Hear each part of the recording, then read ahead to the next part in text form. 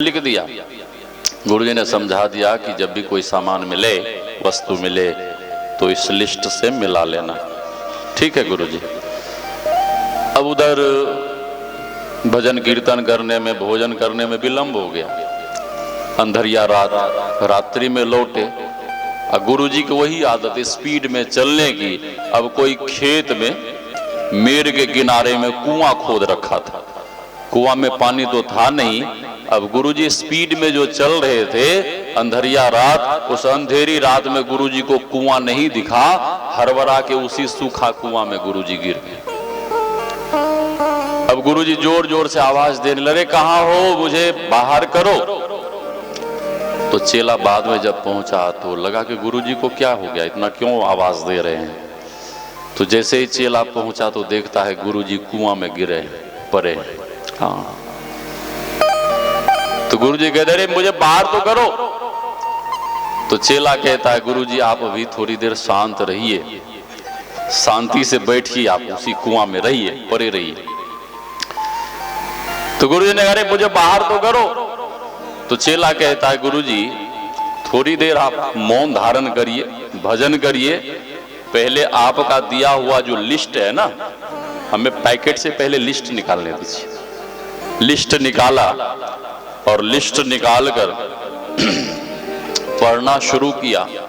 छाता, जूता, कमंडल, बर्तन बासन, अग्रम बग्रम सब पढ़ना शुरू किया। तो गुरुजी पूछ रहे, क्या कर रहे हो। तो चेला कहता है, गुरुजी आपका दिया हुआ लिस्ट में पढ़ रहा हूं, पढ़ रहा हूं। लिस्ट क्यों पढ़ रहे हो। तो चेला कहता है, गुरुजी लिस्ट में देख रहा हूं कि इस लिस्ट में आपका नाम किधर लिखा हुआ है। आपका ही दिया हुआ लिस्ट है, आपका नाम मिले तो फिर आपको निकाले। गुरुजी ने कहा, हम कोई सामान तो नहीं ना है जो हमारा नाम लिस्ट में रहेगा, हमें बाहर निकालो। चेला कहता है, क्षमा करें गुरुदेव, ये आपका दिया हुआ लिस्ट है और आपकी ही आज्ञा है। जब लिस्ट में आपका नाम ही लिखा हुआ नहीं है तो हम आपको क्यों निकालें, आप कुआं में ही पड़े रहो। गुरुजी समझ गए कि हमें बाहर नहीं निकालेगा। तो गुरुजी जोर जोर से हल्ला करने लगे, चिल्लाने लगे। तो पास पड़ोस के गांव वाले आए लाठी डंडा लेके कि कहीं कुछ वहां कोई घटना तो नहीं हो गई, कुछ हो तो नहीं गया। तो गांव के लोग जब पहुंचे तो गांव वालों ने कहा, करे तुम्हारे गुरुजी कुआं में पड़े, तुम निकाल नहीं सकते। तो उसने वही बात समझाया कि गुरुजी का आदेश है कि लिस्ट से मिला लेना। तो गुरुजी का नाम इस लिस्ट में है ही नहीं, तो गुरुजी को हम क्यों निकालें, हम नहीं निकालते। तो गांव वाले समझ गए कि चेला मूर्ख है। तो गांव वाले फिर गुरुजी को बाहर निकाले। तो जैसे तैसे को गुरु बनाने से काम चलने वाला नहीं है। झारखंड में एक आश्रम है, मैं नाम नहीं बताऊंगा। वहाँ एक बहुत बड़े संत रहते थे। वो कोलकाता जा रहे थे प्रोग्राम में। अपने सेवक से कहते हैं कि मैं जा रहा हूँ, गेहूं है, खराब हो जाएगा, उसे धूप दिखा देना। तो गुरुजी जब चले गए तो चेला धूप खोजने लगा इधर उधर, धूप मिले नहीं। और जब धूप नहीं मिला तो मंदिर में अगरबत्ती बहुत पड़ी हुई थी, अगरबत्ती। तो एक मुट्ठी अगरबत्ती लिया, जला के गेहूं को, वो नाम भी बोल रहे, नाम मत बोलिए, श्री सदगुरु महाराज, अगरबत्ती दिखा दिया। फिर दूसरे दिन भी अगरबत्ती दिखाया। 1 महीने तक अगरबत्ती दिखाता रहा। 1 महीने के बाद जब गुरुजी आए तो गुरुजी ने पूछा, गेहूं को धूप दिखाया था। हाँ गुरुजी, धूप नहीं मिला, हम रोज अगरबत्ती दिखाते थे, अगरबत्ती। तो गुरुजी बहुत बिगड़े। गुरुजी ने कहा कि लाओ गेहूं उठा के लाओ। गेहूं की बोरी जैसे ही गुरुजी के सामने खोले तो देखते क्या है कि सारा गेहूं सूरा खा गया है। हाँ, पूरा डस्ट बन गया है गेहूं। तो गुरु पूरे और सच्चे होने चाहिए। गुरु महाराज की वाणी में गुरु होना चाहिए, गोरु नहीं, गुरु नहीं, गोरु नहीं, गुरु होना चाहिए। जब तक पूरे और सच्चे संत सद्गुरु का चरण शरण ग्रहण नहीं करेंगे तब तक हम आपका कल्याण नहीं होगा। सहजो गुरु बहुतक फिरै, ज्ञान ध्यान सुधि नाहि, तारि सकै नहीं एक को, गहै बहुत की बाह। धरल्ले से लोग कहते हैं चलिए तो बिहार की बात हुई, जो मन है सो खाओ, जो मन है सो पियो। अब मैं हरिद्वार की बात सुनाता हूं। हरिद्वार में बहुत सारे गुरु हैं, हजारों गुरु हैं। उनमें से कुछ गुरु कहते हैं कि आओ आओ अभी तुरंत हम तुम्हें तुरंत परमात्मा का साक्षात्कार करवा देंगे, तुरंत परमात्मा का दर्शन करवा देंगे, बस तुम मेरे पास आ जाओ। पहली बार मैं हांगकांग गया था, एक माता जी वो बता रही थी कि भारत से कोई योगी आए थे, योगी, और वे कहते थे कि आधे घंटे में तुम लोगों को डिवाइन लाइट का दर्शन करा दूंगा, दिव्य प्रकाश का। हाँ, आधे घंटे में तुम्हें दिव्य दृष्टि दे दूंगा। हाँ, और वे मेडिटेशन करवाते थे, वो माता जी बता रही थी, और आधे घंटे के मेडिटेशन के 15,000 रुपए लेते थे। कितने? 15,000 रुपए लेते थे। तो मैंने कहा 15,000 रुपए आधे घंटे के ध्यान का, मतलब कोई विशेष बात होगी। माँ बताने लगी कि वे हॉल बुक करते थे, टिकट सिस्टम होता था, और सभी साधक जब बैठ जाते थे तो हॉल की सारी लाइटें बंद करवा देते थे, और माचिस के सहारे पहले कहते थे कि सभी लोग आंख बंद कर बैठ जाओ, तब तुम लोगों को डिवाइन लाइट दिव्य प्रकाश का दर्शन होगा।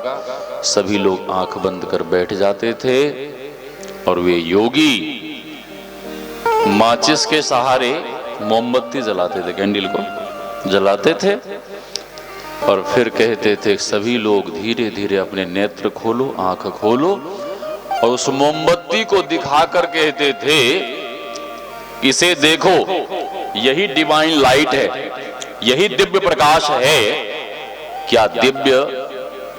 क्या मोमबत्ती को देखने से, मोमबत्ती के प्रकाश को देखने से दिव्य प्रकाश की प्राप्ति हो जाएगी? कभी नहीं। हरिद्वार में एक संस्था है, 18 साल में रहा, उस संस्था की दीवार और अपने आश्रम की दीवार एक ही है। अब बहुत बड़ी संस्था है, पूरे विश्व में उनका आश्रम है, हजारों लोग आश्रम में रहते हैं, और कंप्यूटर के सहारे बांसुरी की धुन को प्ले करते हैं, बांसुरी म्यूजिक प्ले करते हैं, और सभी साधकों से, सभी लोगों से कहते हैं कि यही दिव्य नाद है, यही ब्रह्म नाद है, यही सार शब्द है, यही परमात्मीय शब्द है। अभी मेरे मोबाइल से भी बांसुरी बज रही है, बेंजो बज रहा है। इस मोबाइल से जो बांसुरी बज रही है, क्या इस बांसुरी को सुनने से आप परमात्मा तक पहुंच जाएंगे? कभी नहीं, कभी नहीं। संत बल्टू साहब कहते हैं मीठी, गुरुदेव कहते हैं मीठी मुरली सुने सुरत के कान से। हाँ? और संत बल्टू साहब कहते हैं बंसी बाजी गगन में, वो दिव्यनाद कहाँ हो रहा है? गगन में, गगन में, ब्रह्मांड में। और सुनेंगे कैसे? साधना के द्वारा, ध्यान के द्वारा, बाहरी कान से नहीं, सूरत से, ख्याल से, भीतर में सुनना होगा, बाहर में नहीं। तो ऐसे ऐसे भी गुरु लोग हैं, तारी सके नहीं एक को, गहे बहुत की बाह। संत गरीबदास जी महाराज कहते हैं, जैसे तैसे को गुरु मत बनाओ। और सूरदास जी महाराज कहते हैं, भव सागर से बूरत राखे, दीपक हाथ धरे, सूर श्याम गुरु ऐसो समरथ, छिन में लय उधरे, गुरु बिनु ऐसी कौन करे। संत गरीबदास जी महाराज कहते हैं, समरथ का शरणा लिया, ताहि न चंपे काल, पार ब्रह्म का ध्यान धरत, होत न बंका बाल। जो समर्थ संत सदगुरु का चरण शरण ग्रहण कर लेते हैं, उसका काल भी कुछ नहीं बिगाड़ सकता। स्वामी जी के साथ हम लोग गए थे ये झाली घाट। झाली घाट आपके ही उम्र के एक बाबा थे, वो भजन गाते थे, बहुत बढ़िया भजन गाते थे। नाम मैं थोड़ा भूल गया उनका। लगभग 15 वर्ष पूर्व मैं वहां गया था। तो बहुत बढ़िया भजन गाते थे। हम लोगों ने कहा कि बहुत बढ़िया आपका भजन लगता है, बहुत अच्छा भजन गाते हैं। वे कहने लगे कि मैं भजन क्या गाऊंगा, मैं तो मर गया था, मैं तो मर गया था। हम लोगों ने पूछा, आप जिंदा कैसे हुए? तब वे अपने जीवन की सच्ची घटना सुनाने लगे कि मैं सख्त बीमार हो गया, खाट पे पड़ गया, कई महीनों से खाट पे पड़ा हुआ था। और एक दिन मेरे साथ घटना घटी। अर्धरात्रि के समय मैं लेटा हुआ था, नींद नहीं आ रही थी, क्योंकि दिन रात बिस्तर पे पड़ा रहता था। कितना सोता, आंखें खुली हुई थी, गुरु मंत्र का जप कर रहा था। और मेरे मौत का समय आ गया और मैंने देखा कि काल मेरी ओर बढ़ रहा है, काल मेरी ओर बढ़ रहा है। काल नहीं, यमराज, यमदूत नहीं, यमराज। यमदूत तो जैसे तैसे लोगों को लेने के लिए आते हैं, और यमराज यदि कहीं पहुंचता है तो कोई विशेष व्यक्ति होते हैं। यमराज काल कराल विकराल रूप धारण किए हमारी ओर बढ़ रहे हैं। मुझे समझते देर नहीं लगी, मैं समझ गया कि ये मेरा प्राण हंता है, ये मेरा प्राण हरने के लिए मेरी ओर बढ़ रहा है, आ रहा है। मैं गुरुदेव को पुकारने लगा और मैं गुरुदेव से कहने लगा, हे गुरु महाराज, अभी मेरा भजन पूरा नहीं हुआ है, अभी हमें और भजन करना है, ध्यान करना है, साधना करनी है, अभी मेरा भजन पूरा नहीं हुआ है। हे गुरु महाराज, हमें बचा लीजिए, हे गुरु महाराज हमारी रक्षा करिए। और पदावली से गुरुदेव के उस पावन वाणी को गाने लगे, भजो साध गुरु। उसी में एक पंक्ति है, गुरु दाता दयाल, वह काटे यमजाल, पल में कर दे निहाल, भजो साध गुरु। ये वाणी को गाते गाते हुए रोने लगे, भावुक होकर रोने लगे, गुरु महाराज को पुकारने लगे।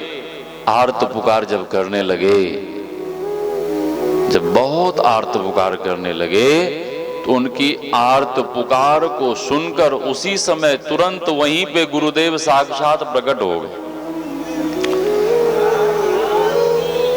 गुरुदेव लाठी लेकर खड़े हैं, गुरु महाराज लाठी लेकर खड़े हैं, लेकिन वे सज्जन कई महीने से उस बिस्तर पर पड़े हुए थे, उठ नहीं सकते थे, उठ नहीं सकते थे, कुछ नहीं, बिस्तर पे ही लेटे लेटे सब काम, लेटे लेटे स्तुति प्रार्थना करना, लेटे लेटे जप करना, लेटे लेटे ध्यान करना, सब लेटे लेटे। हाँ,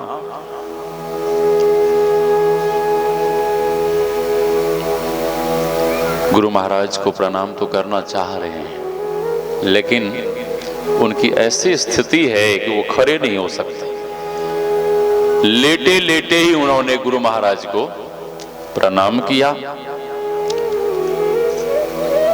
और वे गुरु महाराज के दर्शन कर प्रसन्न भी हो रहे हैं और नेत्र से प्रसन्नता के आंसू भी झरझर बह रहे हैं। गुरुदेव पहले उस अपने भक्त को देखते हैं, फिर यमराज की तरफ देखते हुए यमराज से कहते हैं कि आप कहां आए हैं? आप जिनको लेने आए हैं उनका अभी भजन पूरा नहीं हुआ है। उनका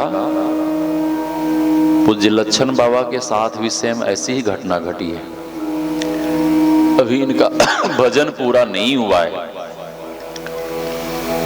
और गुरुदेव कहते हैं कि अभी इनको भजन करने दीजिए, अभी इनको भजन करना है, इनका भजन अभी पूरा नहीं हुआ है, इसलिए आप अभी लौट जाइए। और जैसे ही गुरु महाराज ने कहा कि आप अभी यहां से चले जाइए, यमराज तुरंत वहां से चला गया। वे आवाज देने लगे, अपने